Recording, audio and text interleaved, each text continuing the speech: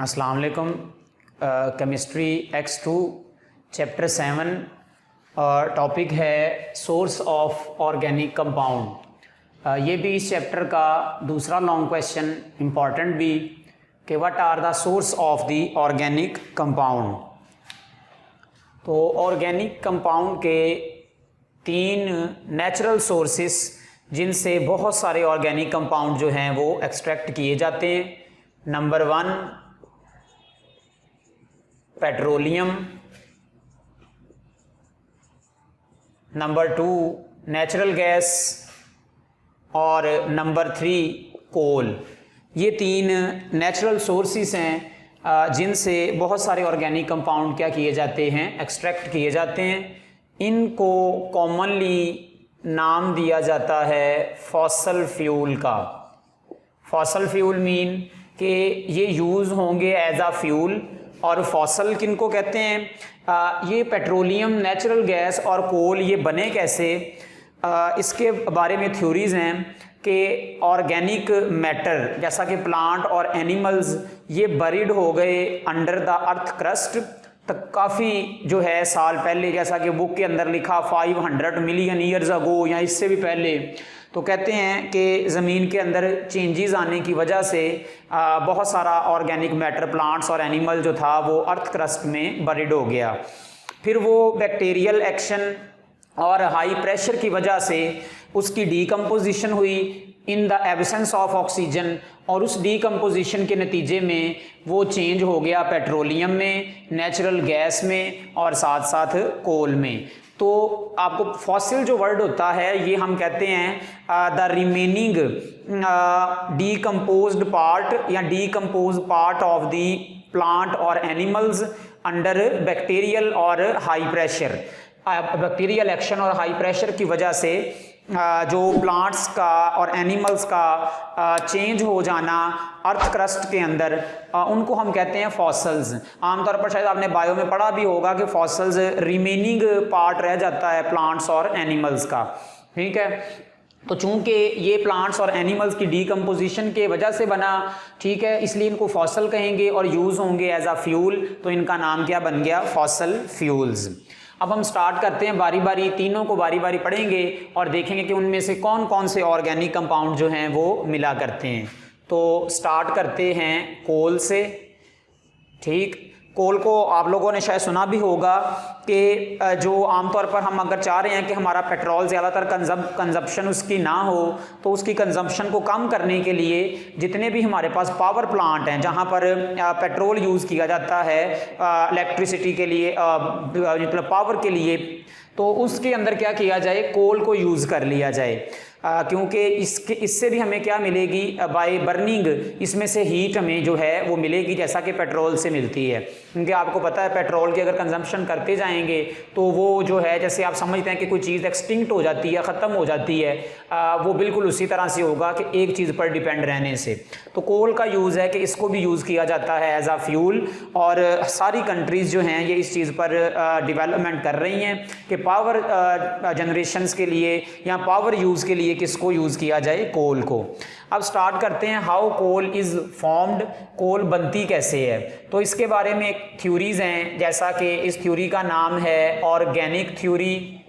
और वो थ्योरी क्या कहती है कि अबाउट 500 मिलियन ईयर्स अगो, कि इतने साल पहले जो ट्रीज थे, प्लांट्स थे, ये बरीड हो गए अंडर द अर्थ क्रस्ट। ये ज़ेरे ज़मीन क्या हो गए? बरीड हो गए। और जैसे जैसे बरीड होते गए इनके ऊपर तहें बनती गई अर्थ की, जिसको आप जिस प्रोसेस को बोला करते हैं सेडिमेंटेशन।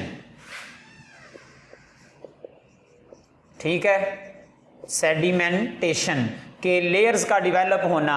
वो लेयर्स डिफरेंट हैं, जैसा कि रॉक्स, हार्डर लेयर्स का डेवलप होना शुरू हो जाना। तो खैर हम इसको देखते हैं कि अर्थ क्रस्ट में, यानी कि ज़ेरे ज़मीन के नीचे प्लांट्स और एनिमल जो बरीड हुए, तो बैक्टीरियल एक्शन की वजह से और साथ साथ हाई टेम्परेचर और प्रेशर की वजह से ये जो वुड थी, ये जो ट्रीज थे, वो डिफरेंट फॉर्म्स के अंदर चेंज हो गई, उसकी डीकम्पोजिशन होना शुरू हुई। तो डीकम्पोजिशन के नतीजे में वुड चेंज होना शुरू हो गई कोल में। कोल की डिफरेंट फॉर्म्स हैं और वो फॉर्म्स हैं इसमें मौजूद कार्बन कंटेंट, किसमें कार्बन कितनी है, और मॉइस्चर कंटेंट वाटर कितना है। ठीक है, इसकी डिफरेंट जो हैं वो फॉर्म है। वही हम बारी बारी पढ़ते हैं कि किस तरह से वुड जो है वो फाइनल फॉर्म कोल के अंदर चेंज हुई। अब ये जो कोल की हमारे पास हम टाइप्स देखेंगे, इसमें एक तो मेन कंपोनेंट क्या होगा, कार्बन, और इसके साथ साथ मॉइस्चर, और इसके साथ साथ और भी इसमें एलिमेंट हैं जैसा कि सल्फर हो सकती है, नाइट्रोजन हो सकती है। ये इसके अंदर क्या है, डिफरेंट टाइप्स के कंटेंट हैं। तो on the basis of carbon and moisture content coal की डिफरेंट फॉर्म्स हैं। तो स्टार्ट करते हैं कि जब बैक्टीरियल एक्शन हाई टेम्परेचर और हाई प्रेशर किसका, कि जब ये प्लांट बरीड हुए ज़ेरे ज़मीन तो इसके ऊपर लेयर्स बनना शुरू हो गई। जैसा कि ये कुछ प्लांट बरीड हुए तो कुछ सालों बाद उसके ऊपर और बरीड हुए, उसके ऊपर मिनरल्स जो कि पहाड़ पानी के ज़रिए से आते गए उनके ऊपर, वो भी आकर डिपॉजिट होना शुरू हो गए। इस प्रोसेस को बोला करते हैं सेडिमेंटेशन। उन लेयर्स के अंडर हाई टेम्परेचर भी है, प्रेशर भी है, और बैक्टीरियल एक्शन की वजह से इसकी क्या होना शुरू हुई, डीकम्पोजिशन। तो डीकम्पोजिशन के नतीजे में ये जो प्लांट था वो एक फॉर्म में चेंज हुआ जिसको हम क्या बोला करते हैं, पीट। तो पीट होती है इनिशियल फॉर्म ऑफ दी कोल। अगर हम इसका कलर देखें तो ग्रीनिश कलर होता है इसका, और इसको डिफाइन करते हैं कि it is partially decomposed plant, कि अभी वो कंप्लीट डीकम्पोज नहीं हुआ, पार्शल डीकम्पोज हुआ। देखें होगा क्या, बैक्टीरियल की एक्शन की वजह से ये जो वुड है वो डीकम्पोज होना शुरू होगी। यहाँ जो प्रोसेस होगा वो एनारोबिक होगा in the absence of oxygen.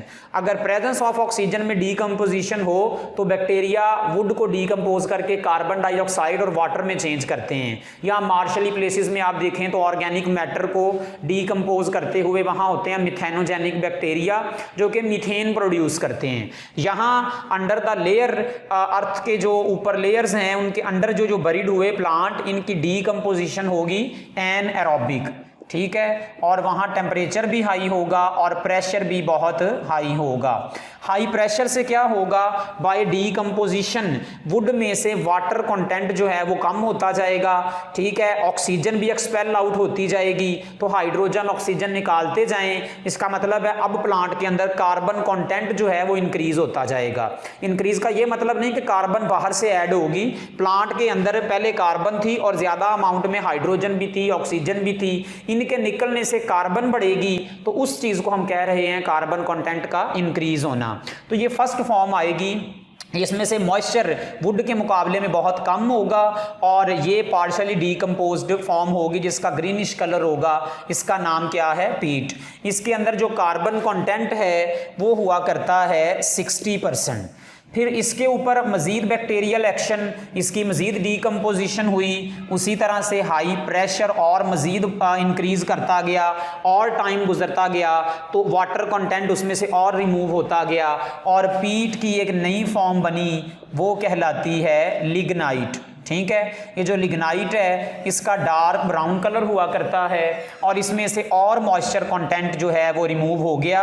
अब जो इसमें कार्बन कंटेंट है वो तकरीबन 67 to 70% हो गया। ये उसकी फॉर्म अगली कहलाएगी लिग्नाइट। ठीक है, इन दोनों को यूज़ नहीं करते एज आ फ्यूल, क्योंकि अगर हम इनको यूज़ करेंगे तो ये बिल्कुल उसी तरह से है जैसे आप गीली लकड़ी ले लें, उसको जलाएं तो उसमें से स्मोक ज़्यादा बनेगी, हीट कम निकलेगी।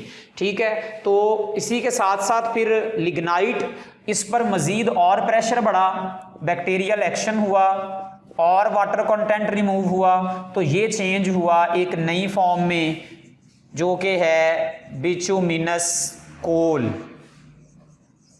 ठीक, इसका अगर हम देखें कलर इसका और इसके बाद इस पर मज़ीद और एक्शन हो और ज़्यादा टाइम गुजरे, बैक्टीरियल एक्शन और प्रेशर बढ़े, तो ये फाइनल फॉर्म में चेंज हो जाती है कोल की, जिसका नाम है एंथ्रासाइट। एंथ्रासाइट और बिचुमिनस दोनों देखें तो दोनों का जो कलर है वो ब्लैक होता है। डिफरेंस ये होगा कि ये सबसे हार्ड फॉर्म होगी कोल की, इसमें मॉइस्चर कंटेंट बहुत लो होगा। इसमें इसके मुकाबले में मॉइस्चर कंटेंट थोड़ा सा ज़्यादा है। सबसे कम मॉइस्चर कंटेंट किस में है? एंथ्रासाइट में। और अगर हम कार्बन परसेंटेज देखें तो इसमें तकरीबन 80% कार्बन होती है और इसमें 90%। तो जितनी ज़्यादा कार्बन कंटेंट बढ़ेगी वो कोल की फॉर्म उतनी अच्छी होगी एज अ फ्यूल यूज़ करने के लिए, क्योंकि उसमें से हीट भी ज़्यादा निकलेगी जब हम उसको जलाएंगे, और साथ स्मोक जो है वाटर का कंटेंट कम होने से कम प्रोड्यूस होगा। तो ये हार्डेस्ट फॉर्म होती है कोल की, जिसमें कार्बन कंटेंट जो है वो 90% है। जितना ज़्यादा कार्बन कंटेंट बढ़ता जाएगा उतनी उसमें से ऑक्सीजन कम होती जाएगी और वो कोल की फॉर्म क्या होती जाएगी? उतनी ज़्यादा हार्डर होती जाएगी। तो ये है कि बैक्टीरियल एक्शन और हाई प्रेशर की वजह से वुड फाइनल फॉर्म जो है वो किस में चेंज हो चुकी? एंथ्रासाइट के अंदर चेंज हो चुकी। एंथ्रासाइट का जो कलर है ये ब्लैक होता है और ये मेटल की तरह लश्कर कर रही होती है, चमकदार होती है। इस वजह से इसको ये भी बोला जाता है कि ये चमकदार कोला होता है, जिसको हम क्या करेंगे? फ्यूल के तौर पर यूज़ करेंगे। तो ये था how the coal are formed. तो इस तरह से ये कोल किस में चेंज हो जाएगी? डिफरेंट फॉर्म्स के अंदर चेंज होगी। बिचुमिनस कोल और एंथ्रासाइट जो हैं इनको ज़्यादातर यूज़ किया जाता है फॉर फ्यूल पर्पज़ के लिए इसको यूज़ किया जाएगा। अब इसको निकालते कैसे हैं? ये वही प्रोसेस है माइनिंग का। तो वहाँ से इस कोल को, जैसा कि ये बिचुमिनस कोल है, इसको क्या किया जाएगा? एक्सट्रैक्ट किया जाएगा। इस बिचुमिनस कोल को एक्सट्रैक्ट करके इसकी की जाती है कार्बोनाइजेशन या डिस्ट्रक्टिव डिस्टिलेशन। ठीक, ये क्या होगा कि अब इस बिचुमिनस कोल को लेकर इसको हीट किया जाएगा 500 to 1000 डिग्री सेल्सियस इसने हाई टेम्परेचर पर। इस हाई टेम्परेचर पर in the absence of oxygen इसको क्या करेंगे? हीट करेंगे, क्योंकि ये मिक्सचर है बहुत सारे अरोमेटिक कंपाउंड्स का। अब इसको हीट करेंगे जब इतने हाई टेम्परेचर पर, तो ये 3 डिफरेंट फ्रैक्शंस में चेंज हो जाती है।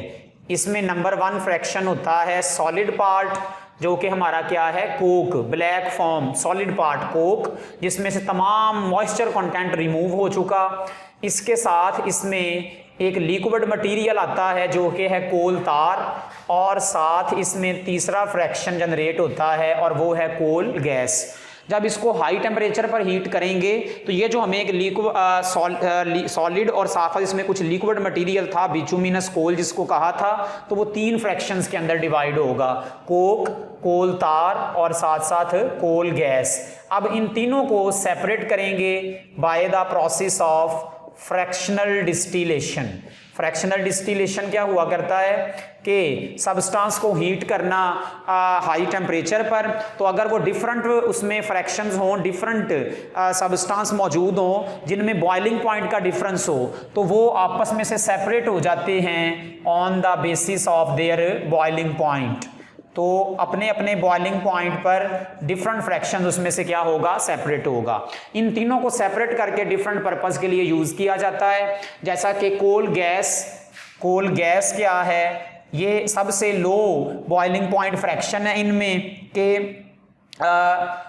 मतलब कि जो लो टेम्परेचर के ऊपर क्या हो जाएगा? सेपरेट हो जाएगा, जिसका हम कहते हैं बॉइलिंग पॉइंट बहुत कम होगा। ये मिक्सचर हुआ करता है 3 चीज़ों का, हाइड्रोजन, मीथेन और साथ साथ कार्बन मोनोऑक्साइड। इन तीनों को यूज़ किया जाता है लाइटनिंग के लिए या हीटिंग के लिए। जैसा कि मीथेन है और इसको यूज़ किया जाता है, हमें पता है घरों में भी, कुकिंग पर्पस के लिए भी। तो ये है कि लाइटनिंग के लिए और हीटिंग पर्पस के लिए इसको यूज़ किया जाएगा। नंबर 2 इसमें आ गया कोल तार। कोल तार जो है ये एक लिक्विड टाइप मटेरियल है जो कि मिक्सचर है बहुत सारे अरोमेटिक हाइड्रोकार्बन का।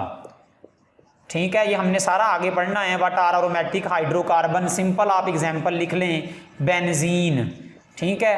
तो ये अरोमेटिक हाइड्रोकार्बन बहुत सारे इनमें से हासिल हुए। तो देखें हमें और ऑर्गेनिक कंपाउंड जो हैं वो कहाँ से मिल रहे हैं, इन्हीं सोर्सेस में से। तो इन अरोमेटिक कंपाउंड्स का बहुत ज़्यादा यूज़ है आगे। इसी तरह से तीसरा जो पार्ट है इसमें कोक, ये जो सॉलिड पार्ट है इसको यूज़ किया जाता है एज आ फ्यूल। आपको पता है ये हम कोयला समझ लेते हैं, तो इसको जो है वो फ्यूल के तौर पर यूज़ किया जाएगा, जो कि हीट भी बहुत ज़्यादा निकालता है और स्मोक जो है वो बहुत कम प्रोड्यूस करेगा। तो ये था हमारे पास कोल, कि कोल की कार्बोनाइजेशन से हमें डिफरेंट टाइप्स के क्या मिलते हैं, प्रोडक्ट, जिनका डिफरेंट जो है वो यूज़ है। अच्छा, इसके बाद आ जाएगा कि इस कोल का यूज़ क्या है। देखें कोल के मुकाबले में कोक ज़्यादा प्रेफरेबल है। क्यों? कि कोल के अंदर ये तीन चीज़ें हैं, मॉइस्चर कंटेंट भी है, तो इसलिए उसमें से उतनी हीट नहीं होगी ज़्यादा इवॉल्व, साथ साथ उसमें से स्मोक ज़्यादा प्रोड्यूस होगी, तो इसके अंदर से हीट ज़्यादा इवॉल्व होती है। ठीक है, या हम ये कह लें इसमें से स्मोक जो है वो कम बनती है। तो इसलिए बेटर जो होता है वो जो कोल में से कोक को निकाल कर क्या किया जाता है, एज आ फ्यूल यूज़ किया जाता है। अब आ गया इसका यूज़, तो कहता है 80% जो कोल है वो यूज़ की जाती है पाकिस्तान में बेकिंग ब्रिक्स, यानी कि ईंटें बनाने के लिए, ईंटों को पकाने के लिए जब भट्टी के अंदर ईंटें पकाई जाती हैं तो वहाँ पर पावर जनरेशन के लिए यूज़ की जाएगी कोल। ठीक है, इसके साथ साथ इसको डोमेस्टिक पर्पज़ में वही हीटिंग पर्पज़ के लिए यूज़ किया जाता है। और लिखा है कि पाकिस्तान में तकरीबन 184 बिलियन टन जो है कोयला या कोल मौजूद है, तो इसको एक्सट्रैक्ट करके इस तरह से यूज़ किया जाता है। तो ये था हमारे पास ओवरऑल कोल। इसमें शॉर्ट क्वेश्चन है हाउ कोल आर फॉर्म्ड, तो ये आप लोगों ने लिखना है, और what are the different types of fraction which are obtain from the coal, तो वो आपने बताना है कोल की कार्बोनाइजेशन से हमें ये डिफरेंट फ्रैक्शंस मिलेंगे। ये थे इसमें दो इंपॉर्टेंट शॉर्ट क्वेश्चन। और इसमें इंपॉर्टेंट MCQs है कि पाकिस्तान के अंदर कितने इसके रिसोर्सेज हैं, रिजर्वायर्स हैं, तो वो 184 बिलियन जो है कहता है टन के करीब कोयला जो है वो पाकिस्तान में मौजूद है। अच्छा, अब इसके बाद दूसरा आ गया natural gas.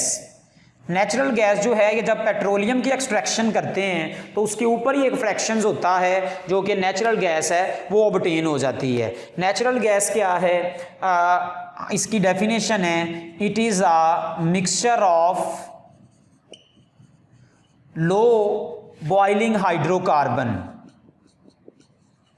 Low boiling hydrocarbon mean जिनका बॉइलिंग पॉइंट कम है, क्योंकि आमतौर पर ये कौन सा प्रोडक्ट है, गैशियस प्रोडक्ट, तो it is a mixture of low boiling hydrocarbon.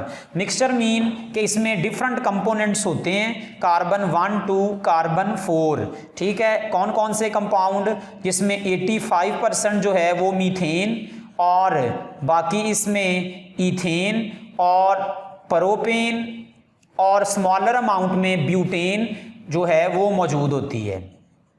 ठीक है, तो 85% इसमें क्या होती है, मीथेन, जिसको हम कहते हैं मार्श गैस, ये मौजूद होगी। इसको यूज़ कहाँ पर किया जाता है, इसका यूज़ फिर उसी तरह से पावर जनरेशन के तौर पर घरों में कुकिंग पर्पज़ के लिए मीथेन यूज़ की जाती है। इसी के साथ साथ इसके यूज़ में लिखा कि इंडस्ट्री के अंदर, जैसा कि सीमेंट इंडस्ट्री, वहाँ पर भी हीटिंग पर्पज़ के लिए, और फर्टिलाइज़र इंडस्ट्री के अंदर भी इसको क्या किया जाता है, यूज़ किया जाता है। और मेन यूज़ इसका हमारे पास डोमेस्टिक पर्पज़ घरों के अंदर हमें पता है CNG जो है, जिसको हम कंप्रेस्ड नेचुरल गैस भी कहते हैं, या जो हमारी जो नॉर्मल है सुई गैस, वहाँ पर इसका क्या है, यूज़ है। इसमें से ये जो फ्रैक्शन होता है ना ब्यूटेन का, और साथ कुछ अगर हायर हाइड्रोकार्बन्स हों, पेंटीन वगैरह, इनको अलहदा करके लिक्विफाई किया जाता है, और वो गैस कहलाती है LPG, लिक्विफाइड या लिक्विड प्रेशर गैस। इसको यूज़ करते हैं उन जगह पर जहाँ पर सुई गैस जो है वो नहीं भेजी जाती, या जहाँ पर सुई गैस के फ़र्ज़ करें नहीं कनेक्शन, तो वहाँ पर लोग ये लिक्विड प्रेशर गैस जो है इसको यूज़ कर लेते हैं। ऐसा कि सिलेंडरों के अंदर मेरा ख्याल है ये लिक्विड प्रेशर LPG जो है वही भरी जाती है। तो ये थी हमारे पास नेचुरल गैस। ठीक है, और ये वहाँ पर ही यूज़ होती है जहाँ पर लोग मिनरल ऑयल्स वगैरह या हमारी जो कोल है उसका यूज़ नहीं करते। जैसा कि हमारे घरों में आजकल जो कुकिंग पर्पज़ के लिए यूज़ की जाएगी वो क्या होगी, नेचुरल गैस होगी। अच्छा, इसमें इंपॉर्टेंट चीज़ जो है नेचुरल गैस में वो ये है कि इसका मिक्सचर में क्या क्या चीज़ें मौजूद हैं। तो इसमें मेन चीज़ 85% जो है वो क्या होती है, मीथेन। इसका यूज़ है, जैसे आपने CNG देखा हुआ है, ये जो पेट्रोल पंप पर कंप्रेस्ड नेचुरल गैस है, ठीक है, वो यही है। और दूसरा इसमें LPG के इसमें से ये फ्रैक्शन निकाल कर भी इसको हीटिंग पर्पज़ के लिए यूज़ किया जाएगा। इसके बाद इसमें आ गया तीसरा इम्पॉर्टेंट सोर्स, और वो है पेट्रोलियम। ठीक है, पेट्रोलियम को कहाँ से एक्सट्रैक्ट करते हैं, ये भी उसी तरह से इसके बनने में भी वही ऑर्गेनिक थ्योरी के बैक्टीरियल एक्शन और वो बैक्टीरियल डीकम्पोजिशन हाई टेम्परेचर और प्रेशर की वजह से ऑर्गेनिक मैटर जो था वो चेंज हो गया किसमें, पेट्रोलियम में। ठीक है, अच्छा, अब इसके बारे में लिखा जाता है कि इसको कहता है पेट्रोलियम को कहाँ से एक्सट्रैक्ट किया जाता है, तो it is found between sedimentary rocks. ठीक है, सेडिमेंट्री रॉक्स क्या होते हैं कि वाटर आपको पता है जब वो पहाड़ों से आता है तो अपने साथ मिनरल लेकर आता है। ज़मीन के नीचे जाकर ये जहाँ वाटर ज़मीन के नीचे जाना शुरू हो जाता है तो ये इन मिनरल्स को वहाँ पर डिपॉजिट करना शुरू कर देता है। जैसे जैसे ये मिनरल्स डिपॉजिट होना शुरू हो जाते हैं, ये मिनरल्स डिपॉजिट होने पर ऊपर से प्रेशर बढ़ता जाता है वाटर का, तो ये मिनरल हार्ड होना शुरू हो जाते हैं। जैसे जैसे मिनरल आते जाएंगे ये हार्ड होते जाएंगे। इस हार्ड फॉर्म को क्या बोला करते हैं, सेडिमेंट बनना। ऐसे आपने सुना होगा कि समंदर के अंदर अगर हम देखें तो कैल्शियम कार्बोनेट के सेडिमेंट हैं जिसको चौक वगैरह कहते हैं, तो वो यही है, मिनरल डिपॉजिट होकर सेडिमेंट होना शुरू हो जाते हैं, लेयर्स उनकी बनना शुरू हो जाती हैं। इस प्रोसेस को, लेयर फॉर्मेशन को कहते हैं सेडिमेंटेशन। ठीक है, और वो जो और इस बहुत सारी लेयर्स को इकट्ठा नाम दें तो क्या बोला करेंगे हम लोग, सेडिमेंट्री रॉक, कि वो लेयर एक नहीं होती बल्कि तहें बनती जाती हैं और नीचे जाती हैं तो प्रेशर बढ़ता जाता है, तो इन रॉक्स को क्या कहते हैं, सेडिमेंट्री रॉक्स। उन लेयर्स के दरमियान, ऐसा कि हम कहते हैं ज़मीन के, फ़र्ज़ करें ये हमारा सबसे नीचे वाला पोर्शन था, इसके ऊपर हमारा ऑर्गेनिक मैटर आया। ठीक है, ये ऑर्गेनिक मैटर आया और ऑर्गेनिक मैटर ये सारा यहाँ पर पड़ा है। अब इसके ऊपर जो है, अब वो उसी तरह जैसे मैंने कहा कि वाटर मिनरल्स लेता आएगा, वो इसके ऊपर इस तरह से लेयर्स फॉर्म में, लेयर्स में अरेंज होते जाएंगे। ये एक लेयर, ये दूसरी लेयर, तो ये प्रोसेस क्या हो रहा है, सेडिमेंटेशन। और इस रॉक्स को, हार्ड पार्ट को हम रॉक कहते हैं, तो ये क्या बोलेंगे, सेडिमेंट्री रॉक्स। इसके नीचे जैसे जैसे ये हमारा क्या पड़ा हुआ है, ऑर्गेनिक मैटर, तो हाई टेम्परेचर, प्रेशर और बैक्टीरियल एक्शन की वजह से ये ऑर्गेनिक मैटर डीकम्पोज होकर किस में चेंज हो गया, पेट्रोलियम में चेंज हो गया। फिर इसको यहाँ से निकालेंगे और निकालने का प्रोसेस वही कि माइनिंग प्रोसेस से इसको क्या कर लेंगे, यहाँ से ड्रिल करेंगे। जब ये ड्रिल किया जाता है, बाहर निकाला जाता है, तो ये मिक्सचर होता है बहुत सारे हाइड्रोकार्बन्स का। ठीक है, जिसको हम कहते हैं कि इसमें जो कार्बन कंटेंट है वो होती है C1 to C40, इतने कार्बन कंटेंट, इतने का एक कार्बन से लेकर 40 कार्बन तक वाले हाइड्रोकार्बन्स का ये क्या होता है, मिक्सचर होता है। और इसको उस वक्त क्या नाम दिया जाता है, क्रूड ऑयल। जब इसको निकालते हैं तो इसका कलर जो है वो ब्लैक होता है, इसलिए जब पेट्रोलियम ज़मीन से निकाला जाता है तो इसको ऐसे डिफाइन करते हैं, it is a viscous blackish liquid. Viscous mean गाढ़ा, कि बहुत सारे कंपोनेंट का मिक्सचर है और उसका ब्लैक कलर होता है। और चूंकि हम उसको ऐसा सच यूज़ नहीं करते, इसको रीफाइन किया जाता है, तो रीफाइन होने से पहले चूंकि इसमें इम्प्योरिटीज़ भी मौजूद होती हैं और इसको क्या बोला जाता है, क्रूड ऑयल। फिर इस क्रूड ऑयल को लाकर रिफाइनरीज में इसको क्या किया जाता है, रिफाइंड, और रिफाइंड पेट्रोलियम में डिफरेंट फ्रैक्शंस जो हैं वो इवॉल्व होती हैं और हर फ्रैक्शंस को डिफरेंट पर्पस के लिए क्या किया जाता है, यूज़ किया जाता है। जैसा कि उसने बुक में लिखा, when extracted from the rocks it appears like a liquid of blackish colour which is known as a crude oil. ठीक है, और इस क्रूड ऑयल की फिर क्या की जाएगी, रीफाइनिंग।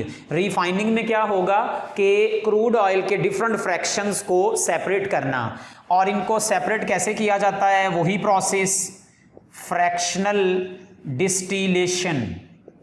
फ्रैक्शनल डिस्टिलेशन में क्या करते हैं, इस क्रूड ऑयल को एक भट्टी में लेकर, जिसको हम रिफाइनरी कह रहे हैं, उसको हीट करते हैं up to 400 degree Celsius.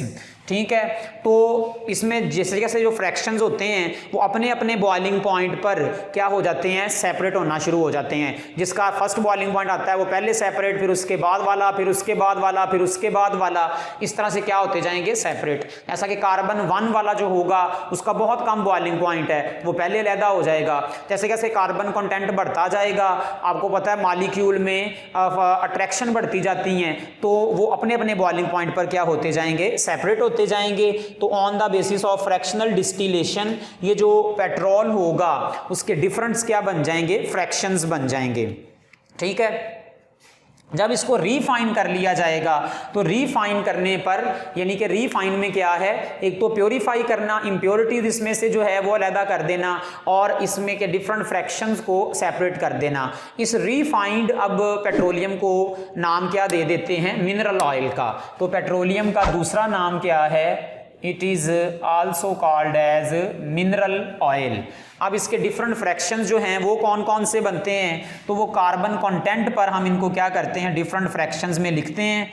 Number 1 जो सबसे लो बॉइलिंग फ्रैक्शंस होता है, जिसमें कार्बन 1 to कार्बन 4 तक वाले हाइड्रोकार्बन मौजूद होते हैं, उसका नाम क्या है, नेचुरल गैस। और इसको यूज़ कहाँ पे किया जाता है, एज आ फ्यूल के तौर पर इसको क्या करते हैं, यूज़ कर लेते हैं।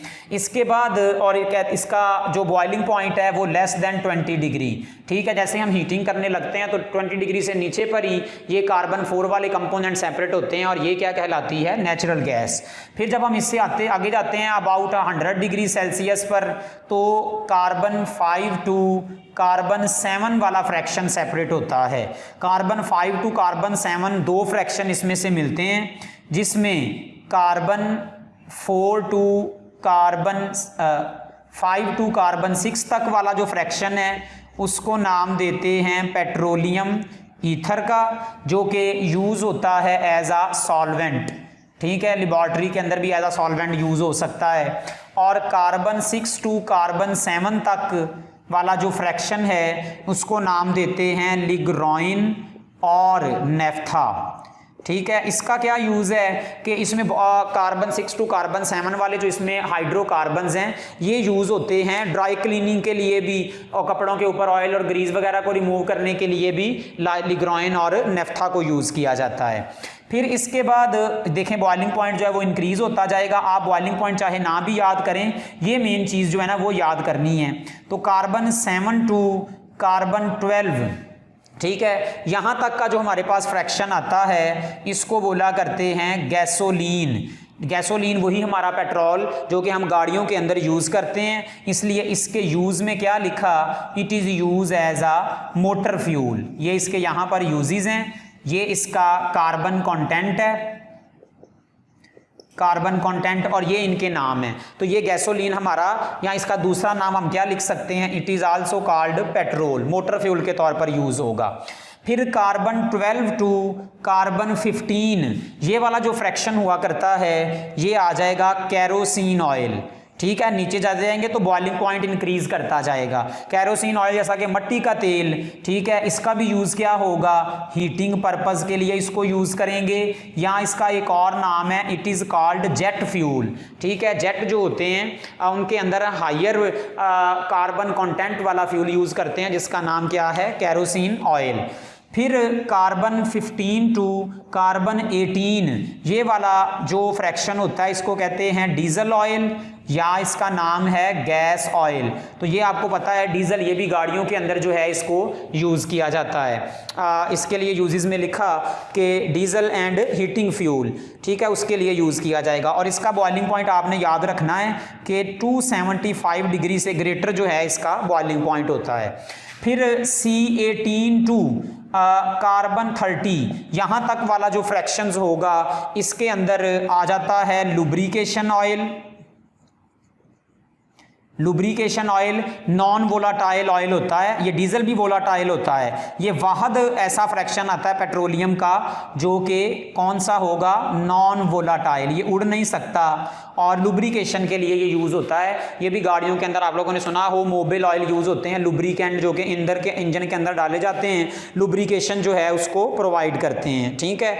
और साथ साथ हायर कार्बन जैसा कि C30 तक देखें तो इसके अंदर वैक्सी प्रोडक्ट ग्रीज, ठीक है, वो मिला करती हैं, ग्रीजेस वगैरह वैक्सी प्रोडक्ट जो हैं वो इसमें मिलती हैं। फिर इसमें लास्ट के कार्बन 40 तक, ठीक है, कार्बन 30 to 40 तक सबसे लास्ट पार्ट बच जाता है जो कि सॉलिड है, और वो सॉलिड पार्ट जो है उसका नाम होता है पेट्रोलियम कोक, या उसका नाम लिखा है एसफॉल्ट।